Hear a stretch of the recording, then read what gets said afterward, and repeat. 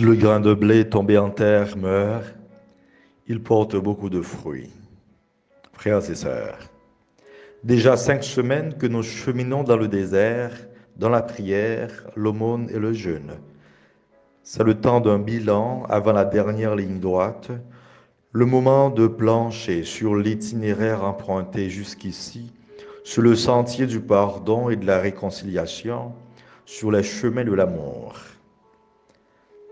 C'est déjà le temps d'une relecture de nos relations avec soi-même, avec les autres et avec Dieu. Qu'avons-nous fait de notre carême? Avons-nous fait carême? Est-ce encore le temps de se convertir? Le questionnement pourrait s'allonger pour récolter les fruits de notre carême. Le 5e dimanche nous présente un Dieu fécond, consumé par un amour fécond. La source de toute fécondité est le don de soi. En nous donnant, nous portons du fruit. Par contre, le refus de se donner, le repli sur soi, fait de nous des stériles. Jésus est le modèle de don de soi qui nous est proposé aujourd'hui. Lui, le symbole de la nouvelle alliance de Dieu avec son peuple. Comme disait le Seigneur par la bouche de Jérémie, ce ne sera pas comme l'alliance que j'ai conclue avec leur père. Jésus se présente comme le nouveau Moïse, celui qui vient inscrire dans le cœur du peuple de Dieu la loi véritable, celle de l'amour. Et en l'amour, toute la loi s'accomplit. Le prophète continue. Ils n'auront plus à instruire chacun son compagnon, ni chacun son frère en disant « Apprends à connaître le Seigneur ». Car tous me connaîtront, des plus petits jusqu'aux plus grands. Comme le disait si bien Pascal, seul Dieu peut bien parler de Dieu. En Jésus, Dieu s'est auto-communiqué, il s'est auto-révélé.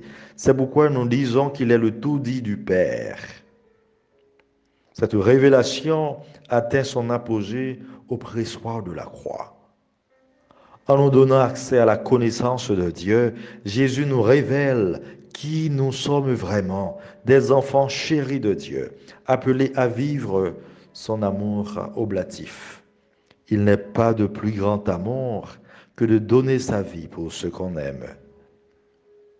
Le Dieu que nous révèle Jésus n'est pas le dictateur tout-puissant et invulnérable que nous imaginons ou que nos imaginations égarées se représentent parfois. C'est un Dieu qui se donne, un Dieu qui aime jusqu'à l'extrême, jusqu'à la croix. La souffrance est détestable. Jésus n'a éprouvé aucun attrait pour elle.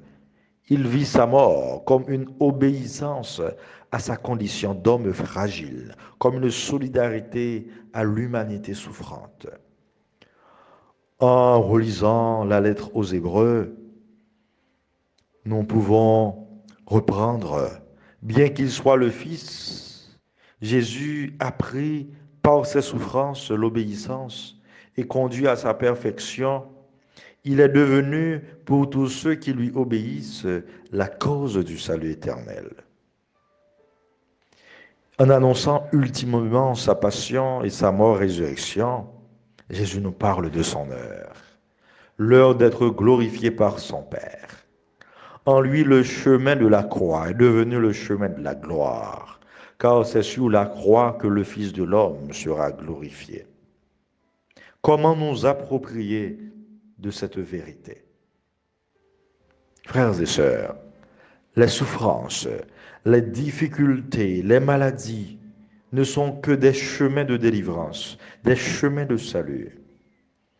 Par l'itinéraire de la souffrance, de ces souffrances, le Christ donne désormais un sens à nos souffrances. Nos humiliations ne sont plus vaines, car nous serons glorifiés par celui qui connaît la valeur de nos cœurs et le mérite de nos efforts. Si le grain de blé tombé en terre ne meurt pas, il reste seul. Mais s'il meurt, il porte beaucoup de fruits. Qui aime sa vie la perd, qui s'en détache en ce monde la gardera pour la vie éternelle. En utilisant cette analogie, Jésus nous invite à la fécondité, à mourir à notre ancienne vie, à notre vie de péché, pour laisser germer en nous les fruits de la grâce. Comme nous le dit si bien Paul, là où le péché abonde, la grâce de Dieu surabonde. Cette analogie s'ensuit par une invitation à la mort. Eh bien, aimer, c'est se donner, c'est donner sans compter, nous dit le chant. Et saint Augustin nous dit, la mesure de l'amour, c'est d'aimer sans mesure. N'ayons pas peur d'aimer quand la haine règne dans les cœurs. N'ayons pas peur d'aimer quand nos bourreaux cherchent à nous maltraiter. N'ayons pas peur d'aimer quand l'issue n'est pas sûre, car au bout du tunnel, l'amour est toujours vainqueur. Nous attend. Jésus nous le rassure. Quand j'aurai été élevé de terre, j'attirerai à moi tous les hommes.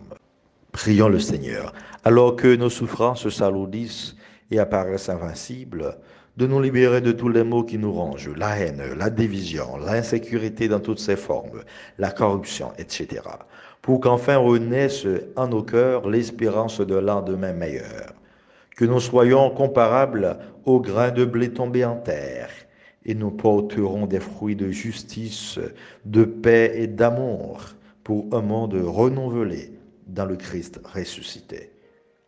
Amen.